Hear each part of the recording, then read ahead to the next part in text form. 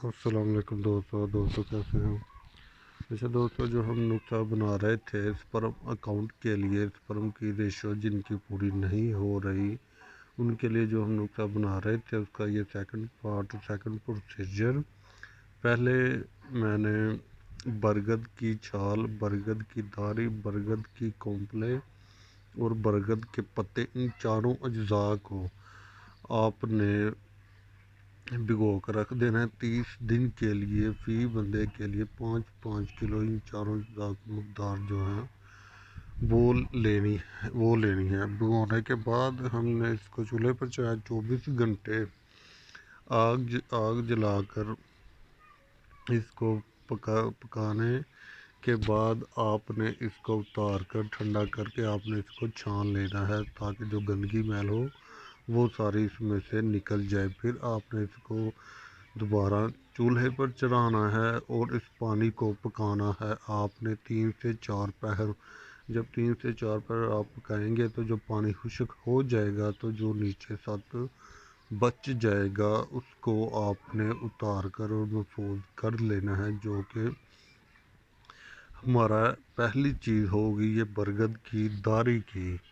اس کو آپ نے محفوظ کر لینا ہے، بعد میں کھرل کر کے دوسری دوائیوں کے ساتھ استعمال کریں گے۔ اور اسی طرح آپ نے برگد کی جو چھال ہوگی اس کا بھی پروسیجر ایسے ہی کرنا ہے، اس کو بھی 24 گھنٹے جلائیں گے، پھر اس کو چھان کر پانی کو سکھا کر جو اس کا ساتھ ہوگا میڈیسن ہوگی اس کو الگ رکھ لیں گے۔ یہ ہم نے خالی برگد کی دھاری لی ہے، اور برگد کی دھاری اور کومپلے یہ دو چیزیں ہم نے ابھی تیار کی ہیں، اور اس کے بعد ہم برگد کی چھال اور برگد کے پتے ان کو بھی اسی طرح ہم پکائیں گے۔ پکانے کے بعد ان دونوں اجزاؤں کے پھر کچھ جڑی بوٹیاں جو ہیں، جب میں وہ بناؤں گا اس پروسیجر پاؤں گا تو بھائی کو بتا دوں گا۔ وہ جڑی بوٹیاں جو موسلی، انڈین موسلی، سالو پنجا، کچھ تک کلی ہوگی، الائچی سبز ہوگی، اور کچھ 3-4 اور جڑی بوٹیاں ہیں ان میں ڈال کر تو ہماری سپرم اکاؤنٹ کے لیے گارنٹی شدہ چیز جو ہے تیار ہو جائے گی۔ یہ جو ہمارا نسخہ اور یہ تجربہ کار نسخہ ہے، اس میں محنت ہے، کیول محنت ہی ہے۔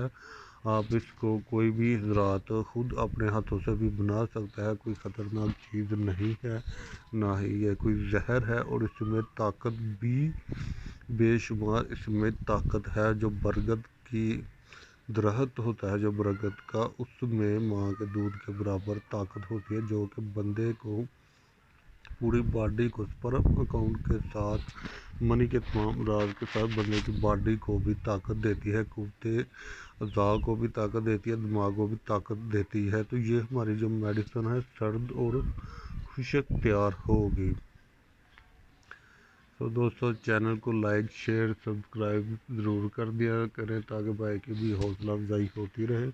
اور دوستو دیکھو، جو میرے ساتھ دوست حضرات جڑے ہوئے ہیں، جیسے میں بتاتا ہوں ویسے نہیں کرتے، اس لیے میں آگے نہیں جا رہا، نہ ہی میرا دل کرتا ہے کہ میں وہ چیزیں بتاؤں جو کہ انتہائی خطرناک چیز ہیں، جن کا ایک کک یا تھوڑا سا دھواں بھی اندر گیا تو انسان کا بچنا بہت ہی مشکل ہے۔ جو میں نے پہلے بتایا تھا اس میں بھی کچھ بھائیوں نے بہت سے غلطیاں کی تھی۔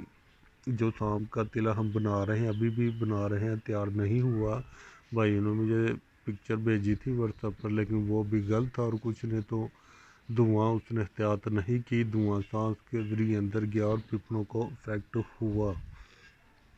تو اتنی محنت تو ہمیں میڈیسن بنانے میں نہیں کرنی پڑتی جتنا کہ یہ میڈیسن بناتے ہوئے ہمیں خود مختلف امراض سے ہو کر گزرنا پڑتا ہے۔ اس لیے میں بار بار کہتا ہوں کہ جو کشتہ جات اور زہریلی چیزیں میڈیسن ہوتی ہیں ان کو بہت ہی احتیاط سے اور کسی تجربہ کار حضرات کی صحبت میں بنائے، ایسے ہی نہ بنائے، اور بنا کر پھر ان کی پڑتال کر کے پھر استعمال کروائیں، ایسے ہی ہاتھ نہ ڈالا کرے۔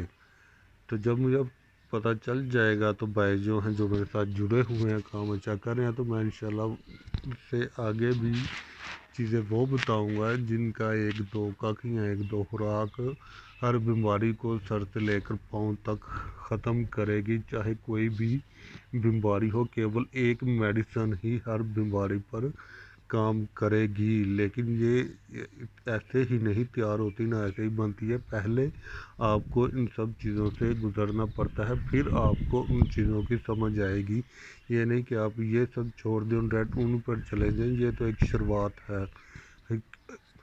حکمت کی 4 سٹیجیں ہوتی ہیں، یہ جو آج کل ہر حکیم کر رہے ہیں، جڑی بوٹیاں بنا رہے ہیں، جڑی بوٹیوں پر ہی ختم نہیں دوستوں۔ حکمت جو ہے جڑی بوٹیوں سے شروع ہوتی ہے، ختم ادھر نہیں ہوتی۔ اس کی آگے اور بھی بہت سی سٹیجیں ہیں، لیکن ان میں بہت محنت اور بہت احتیاط کی ضرورت ہے، اور وہی بنا سکتا ہے جس کے تجربے میں ہے یہ چیزیں۔ انجان بندہ ان کو ہاتھ نہیں ڈالتا، نہیں تو ورنہ اپنی جان سے بھی ہاتھ دھونا پڑ سکتا ہے۔ اب میں نے سام کا جو تلا بنایا، وہ بناتے ہوئے وہ زہر ہی تھا۔ چاہے آپ سام کو آگے سے پیچھے ان کے دونوں حصے کاٹ دیں، لیکن اس کو صاف کر لیں، پھر بھی اس کے جو سینٹر والا باڈی ہے اس میں زہریلا پن ہوتا ہے۔ یہ جو سنسور سانپ ہے، اس کو آپ ایسے نہیں استعمال کرتے۔ اور دوسرا، خالی کہ وہ سانپ ہی نہیں تھا، اس میں جو سمبل فار، شنگرف، جمال، گوٹا، پلاوے، یہ ساری چیزیں ہی جان لیوا تھی۔ ان کو آپ ایسے ہی استعمال نہیں کرتے، بہت ہی احتیاط سے بنائے۔ اور مجھے خود یہ چیزیں، وہ نقطہ بناتے ہوئے کئی مختلف امراض سے ہو کر گزرنا پڑا ہے، اور ابھی بھی کمپلیٹ نہیں ہوا۔ وہ اسی وجہ سے کیونکہ جب ہم بناتے ہیں تو جتنی بھی احتیاط کر لیں، پھر بھی تھوڑا بہت ان کا اثر ہوتا ہے۔ چاہے آپ ہاتھوں سے بنا رہے ہو یا چولہے پر بنا رہے ہو، ان کا دھواں کا اثر جو ہے وہ جاتا ہی ہے۔ تو میرے بھی پیپروں کو، جلد کو،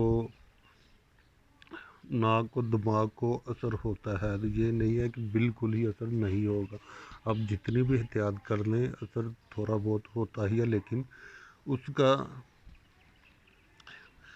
کا حل ہو جاتا ہے۔ لیکن جو بندہ بالکل ہی لاپرواہی کر کے ان چیزوں کو ہاتھ ڈالے تو اس کا تو پھر انجام برا ہی ہوگا۔ اور ایک بات کہ آپ جب بھی زہریلی چیزیں یا کوئی تجال بنائیں تو دیسی گھی کا استعمال ضرور ساتھ کرتے رہیں۔